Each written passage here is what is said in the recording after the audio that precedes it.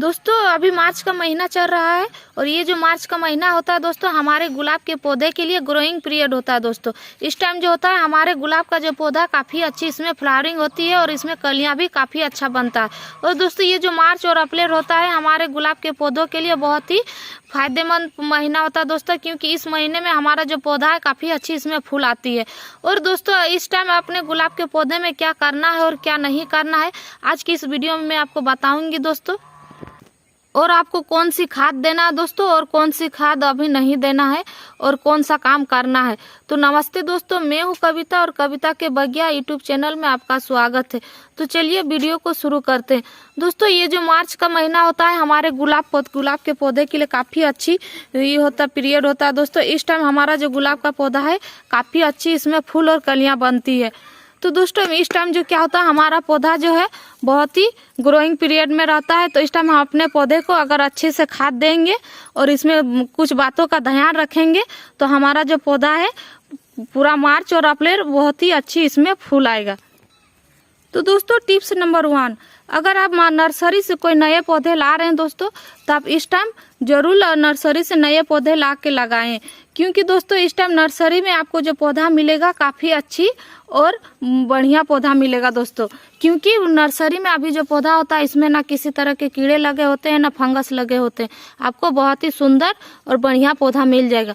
तो आप इस टाइम नर्सरी से ला के नया पौधा जरूर लगाएं दोस्तों। अगर इस टाइम हम नया पौधा ला के लगाएंगे तो हमारी अच्छी उसमें ग्रोथ होती है और उसका जो फूल आता है दोस्तों काफ़ी सुंदर और बड़ी बड़ी खिलती है। इसीलिए अभी जो आप चाहें तो नर्सरी से ला के पौधा लगा सकते हैं। और दोस्तों टिप्स नंबर 2, अगर आप कोई पौधा कटिंग से लगाए हुए हैं तो आप उसको अभी रिपोर्टिंग। टिप्स नंबर 2, अगर आप अपने पौधे की रिपोर्टिंग करना चाहते हैं तो दोस्तों इस टाइम आप अपने पौधे की रिपोर्टिंग नहीं कर सकते, क्योंकि दोस्तों ये जो मार्च का महीना है इस टाइम हमारे पौधे को फूल आने का टाइम होता है। इसमें बहुत ही अच्छी इस टाइम फूल आते हैं और अगर हम इस टाइम अपने पौधे की रिपोर्टिंग करेंगे तो हमारा जो पौधा है उसको ग्रोथ होने में महीने भर का टाइम लग जाता है दोस्तों। तो इसीलिए आप इस टाइम अपने पौधे की रिपोर्टिंग नहीं कर सकते हैं। अगर रिपोर्टिंग कर दिए तो फिर आपका पौधा जो है फूल नहीं आएगा उसमें और ग्रोथ आने में थोड़ा समय लग जाएगा।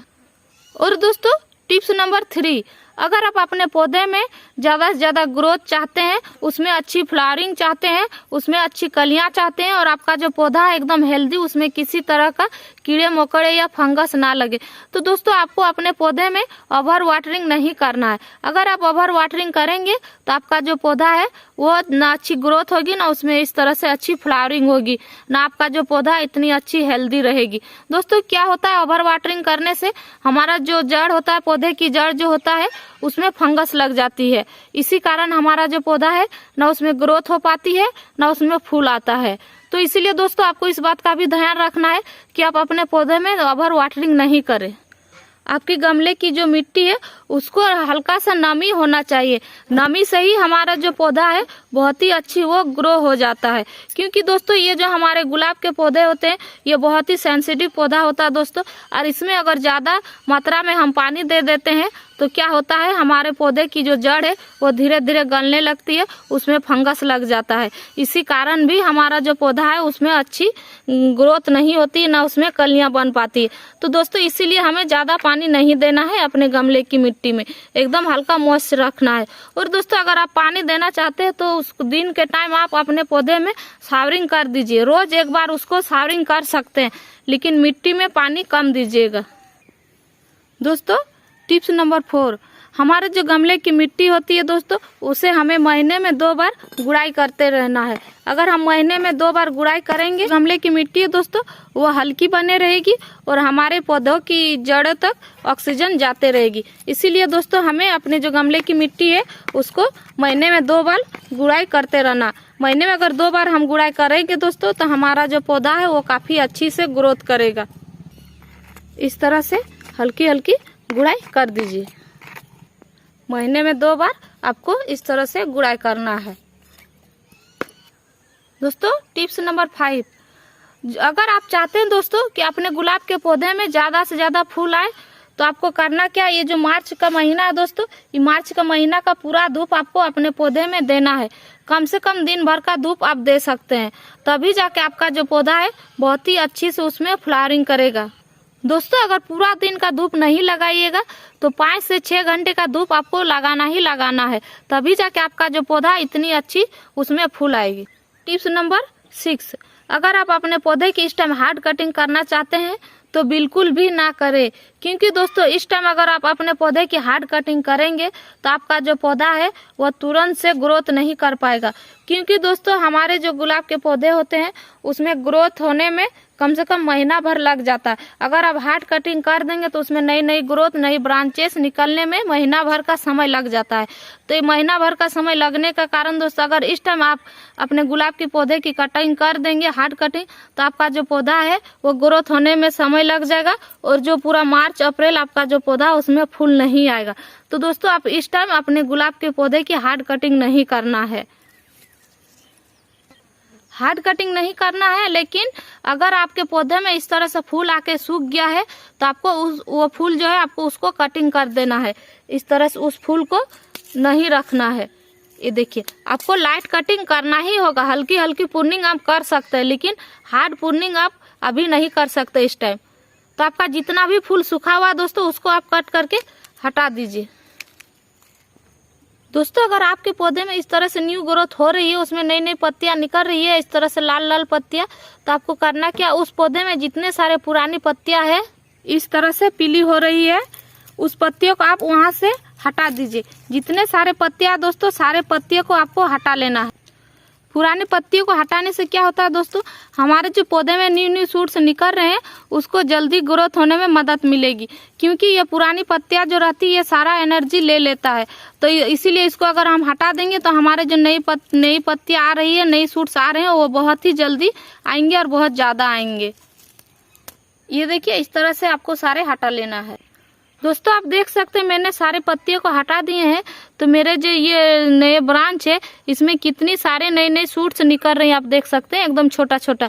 तो इसीलिए दोस्तों अगर हम पुरानी पत्तियों को हटा देंगे तो हमारा जो ब्रांच है उसमें नई पत्तियां, नई शूट्स बहुत ही तेजी से आना स्टार्ट हो जाएगा और हमारा जो पौधा है बहुत ही जल्दी इस तरह से घना हो जाएगा। आप देख सकते हैं ये पौधा मेरा कितनी अच्छी और कितनी जल्दी से घना हो रहा है।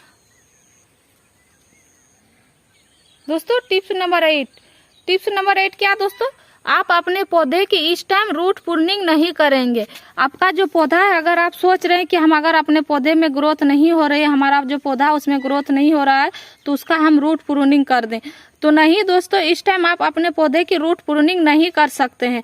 क्योंकि अगर इस टाइम हम रूट प्रूनिंग करेंगे तो हमारा जो पौधा है फिर उसमें समय लग जाएगा, नए रूट आने में समय लग जाएगा और उसमें ग्रोथ होने में भी समय लग जाएगा। क्योंकि दोस्तों नया रूट और नए ब्रांच आने में कम से कम महीने भर का समय लग जाता है। तो इसीलिए हमें अभी ये गलती नहीं करना है, मार्च में अपने पौधे की रूट प्रूनिंग नहीं करनी है। दोस्तों टिप्स नंबर 9 में हमें क्या करना है दोस्तों, हमारे पौधे में देखना है कहीं संकर ब्रांच तो नहीं आ रही है। दोस्तों अगर संकर ब्रांच भी आने लगेगी तो फिर हमारा पौधा का ग्रोथ रुक जाएगा। तो ये आप देख सकते हैं, ये हमारे पौधे में संकर ब्रांच निकली हुई है, तो इसे भी हमें हटा देना है। इस तरह से हटा देना है। अगर हम संकर ब्रांच को रहने देंगे अपने पौधे में तो हमारा जो पौधा है वो ग्रोथ नहीं करेगा और ये जो संकर ब्रांच है बहुत ही तेजी से ग्रोथ करने लगेगा और हमारे पौधे के जितने सारे न्यूट्रिशन है वो सारा संकर ब्रांच ले लेगा और बहुत ही तेजी से बड़ा होगा।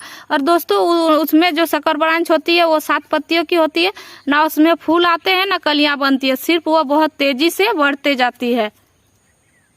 तो दोस्तों टिप्स नंबर 10 में हमें करना क्या दोस्तों, खाद कौन सा देना। दोस्तों अगर मार्केट का खरीदा हुआ कोई भी कंपोस्ट आपके पास नहीं है तो आप अपने किचन से ही ले सकते हैं। आपके किचन में ही जो खाद है दोस्तों उसी का यूज करके आप अपने पौधे में बहुत सारे फूल और कलियां पा सकते हैं। दोस्तों अगर आपके पास वर्मी कंपोस्ट या गोबर की खाद नहीं है तो आज मैं आपको बड़ी आसानी से खाद बताऊंगी, उसको आप यूज करके अपने पौधे में ढेरों फूल और कलियां पा सकते हैं। तो दोस्तों आपको किचन से लेना क्या है, किचन से लेना है दोस्तों आपको चाय पत्ती के बाद दोस्तों जो आप प्याज यूज करते हैं उस प्याज के छिलके को भी आपको ले लेना है। इन दोनों में से एक आप ले सकते हैं। आप प्याज के छिलके लीजिए या तो फिर चाय पत्ती लीजिए। अगर आपके पास प्याज के छिलके नहीं है तो आप चाय पत्ती ले सकते हैं। चाय पत्ती से क्या होता है दोस्तों, उसमें भरपूर मात्रा में नाइट्रोजन पाया जाता है। और दोस्तों चाय पत्ती के बाद आपको लेना क्या है, केले के छिलके। तो दोस्तों केले के छिलके को भी आपको लेके, दोनों को लेने के बाद दोस्तों, चाय पत्ती और केले के छिलके को लेने के बाद आपका जो मिट्टी है आप इस तरह से साइड कर दीजिएगा। इस तरह से साइड करने के बाद क्या करेंगे दोस्तों, ये जो आप चाय पत्ती और केले का छिलका लिए हैं उसको आपको इस तरह से दे देना है। ये देखिए इस तरह से दे देना है। ये देखिए दोस्तों, मैंने यहाँ 1 चम्मच चाय पत्ती लिए थे तो ये सारा मैं इसमें डाल दी हूँ। ये जो हमारे गमले की मिट्टी है उसके चारों ओर मैं यहाँ मिला दी हूँ, बुरबुरा दी हूँ दोस्तों। इस तरह से आपको बुरबुरा देना है। और जो ये केले के छिलके आप लेंगे दोस्तों, उसको भी इस तरह से साइड से रख देना। अगर आप केले के छिलके नहीं है दोस्तों, तो आप जो केले के छिलके लिक्विड फर्टिलाइजर बनाए हैं, ये देखिए मैंने उसी का यूज कर रही हूँ। मैं यहाँ, मेरे पास केले के छिलके नहीं थे तो मैं उसी लिक्विड फर्टिलाइजर जो बना के रखी थी दोस्तों, उसी फर्टिलाइजर का मैं यूज करूँगी आज यहाँ। अगर आपके पास पहले से केले के छिलके हैं रखे हुए हैं सुखा के उसको, तो आप उसका यूज कर सकते हैं। और नहीं है तो आप केले के छिलके का लिक्विड फर्टिलाइजर भी इसमें यूज कर सकते हैं। तो दोस्तों मैं यहाँ जो केले के लिक्विड फर्टिलाइजर ली हूँ, इसमें हमें और एक चीज मिलाना है दोस्तों। ये देखिए दोस्तों, आधी चम्मच जितना मैं यहाँ हल्दी पाउडर ली हूँ, ये हल्दी पाउडर हमें इसमें मिला देना है। उसका बाद हमें दोस्तों घोल लेना है।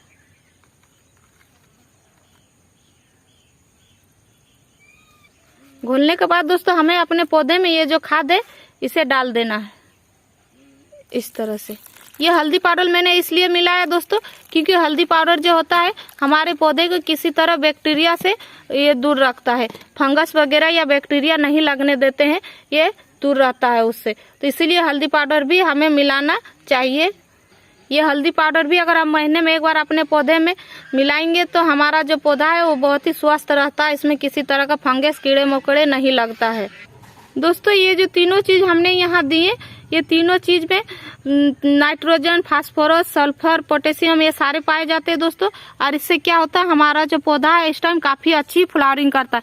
ये जो मार्च का महीना है दोस्तों, इस टाइम अगर इस खाद का आप उपयोग अपने पौधे में करेंगे तो आपका जो पौधा है इस काफी अच्छी ग्रोथ होगी उसमें और काफी अच्छी फ्लावरिंग होगी। आप देख सकते हैं दोस्तों, मेरा जो पौधा है इसमें काफी अच्छी फ्लावरिंग हो रही है। सब में कलियां बहुत ही सुंदर आ रही है। आप देख सकते हैं, ये देखिए सारे पौधे में मेरे, और फूल भी कितने अच्छे खिल रहे हैं। ये देखिए,